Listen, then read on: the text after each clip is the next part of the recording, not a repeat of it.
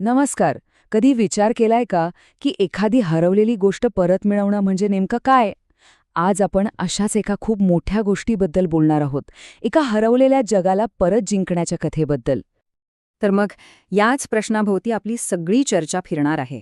खरं तर हाच प्रश्न आपल्याला या संपूर्ण प्रवासात मार्ग दाखवेल. ठीक आहे, तर आपला प्रवास कसा असेल ते पाहूया.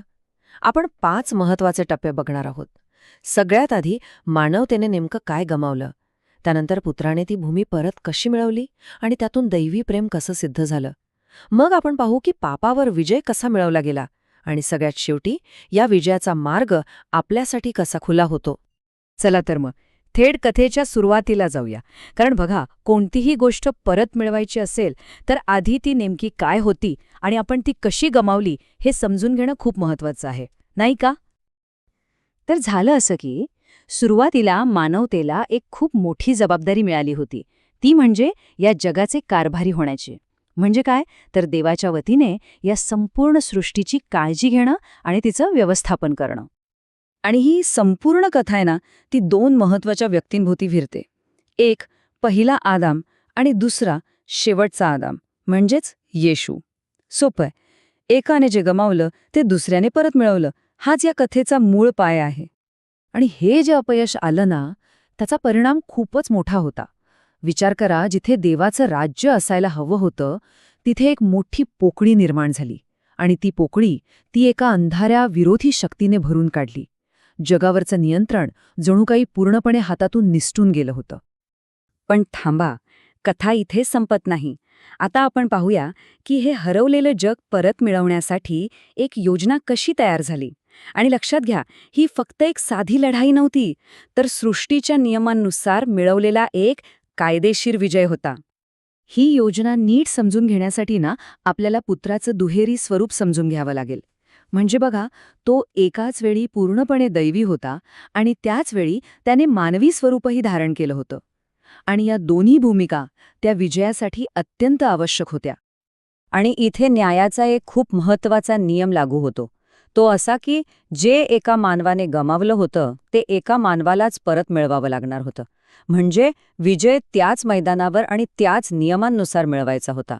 दैवी शक्तीचा वापर करून नियम मोडता येणार नव्हते, कारण तसं केलं असतं तर तो विजय कायदेशीर ठरला नसता. मग प्रश्न येतो की याची किंमत काय होतीये? तर किंमत होती स्वतःचं बलिदान. हे वचन नेमकं तेच सांगते.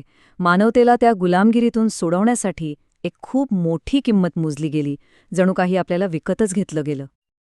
पण मग आपल्या मनात एक प्रश्न येतोच की जर शत्रूचा पराभव निश्चित होता, तो इतका वेळ का लागला? सैतानाचा न्याय लगेच का नाही झाला? बरं, या विलंबामागे अनेक कारणं होती. जसं की देवाची न्यायप्रियता सिद्ध करणं, साक्षीदारांना त्यांची भूमिका पार पाडायला वेळ देणं आणि सर्वात महत्त्वाचं म्हणजे मानवतेचा नाश न करता तिला वाचवणं. आणि हा जो विजय होता ना, तो केवळ नियमांचा आणि कायद्याचा नव्हता, अजिबात नाही.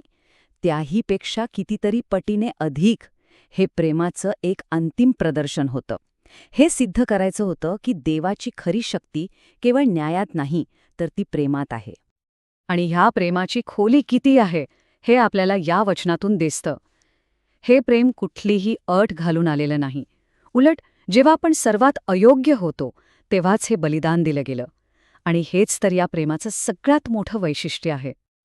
आणि होतं काय की जेव्हा लोकांना या निस्वार्थ प्रेमाची जाणीव होते तेव्हा ते भीतीने नव्हे तर स्वतःहून प्रेमाने देवाच्या आज्ञा पाळायला लागतात. हा फक्त वरवरचा बदल नाहीये, तर हे थेट हृदयाचं परिवर्तन आहे. ठीक आहे. मग जर प्रेम ही प्रेरणा असेल तर मग पाप आणि मृत्यूची जी पकड होती ती नेमकी तोडली कशी गेली? ह्या मागे ना एक अगदी सरळ पण खूप शक्तिशाली तर्क आहे.